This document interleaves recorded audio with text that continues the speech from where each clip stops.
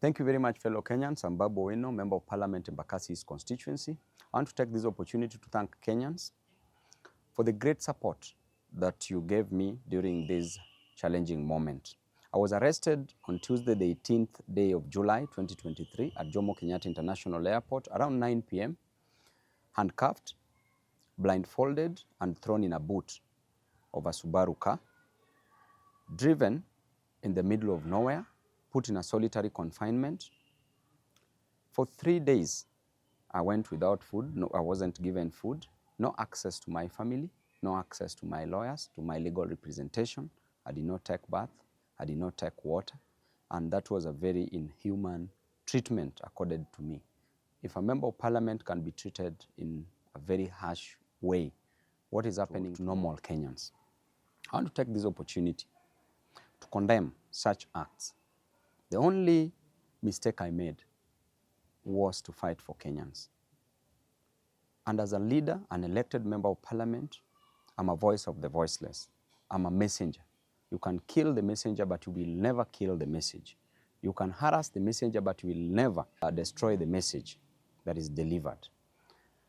And if fighting for Kenyans is what will cost me my life, so be it. I'm an elected member of parliament whose role is to fight for Kenyans, is to fight for the downtrodden, is to fight for the people who are languishing in abject poverty, is to ensure that I deliver the best to them. And that is what I've been doing. Since I was a student leader, I was fighting for the interest of Kenyans, and I will continue fighting for the interest of Kenyans. I will never be gagged. And in fact, what you're doing to me and what you're doing to other leaders will just catalyze this reaction. We will do it even better. We will ensure that we will never be intimidated, we will never be cowed. As you can see, there are very harsh conditions in this life. Life is unbearable. The cost of living must come down. The price of fuel must come down. The price of hunger must come down. The price of other commodities must come down. A good leader is one who ensures that his people do not suffer.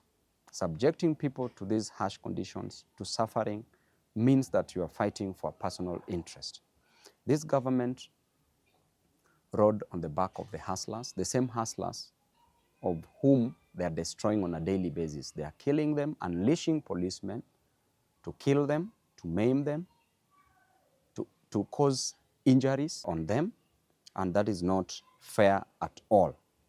On a daily basis, you blame Raila to be the cause of the deaths of the people. Raila did not give instructions to the police to use brute force, to use the extrajudicial means to gag people from fighting for their inherent and inalienable interest, not only spiritedly but also religiously. Never blame Raila on this, because Raila is not in government. Raila did not take the price of hunger to the ceiling. Raila has not raised the cost of living. You as President Ruto, you as Rigathi Gachagua, what you are doing to the people is to deny them their fundamental human rights. In addition to that, you are killing them. You are destroying them. These hustlers, what will you tell them in 2027? How will you explain to them that you are the same person who used to fight for their interest, that you are the same person who condemned the extrajudicial killings? How will you explain to these hustlers? And I can tell you, even in the Bible itself, a story is told in the book of 1 Kings from chapter 12. When King Solomon had passed on, because King Solomon passed on after increasing taxes, there was heavy burden on the people. And after he passed on, his son, Rehoboam, took over. People went to Rehoboam as the new king and requested that the burden be lifted from their shoulders, that the cost of living to go down. And I invite you as Ruto to read this book, because it will teach you a lot. When people talked to Rehoboam to reduce the cost of living, he told them that he would go and consult the people who had worked with his father, the elders. When he went to the elders told him to listen to the voice of the voiceless, to listen to his people and reduce the cost of living. His father went to the young men whom he grew up with his age mates, who advised him that he should be harsh on the people. He went back to the people, told the people that I have a solution for the heavy burdens on your shoulder, and the solution is simple. That number one, my little finger is thicker than my father's waist. That is what Rehoboam told the people. Number two, he said, if my father used whips on you, I will unleash scorpions on you. The third thing that Rehoboam told the people is that if there is heavy burden on you, I will make it heavier. This made people to rebel. Because of the harsh treatment of the people, it led to the 12 tribes being divided into two kingdoms. One kingdom was the kingdom of Judah, which comprised of the two tribes, ruled by Rehoboam as the king, just as what is happening.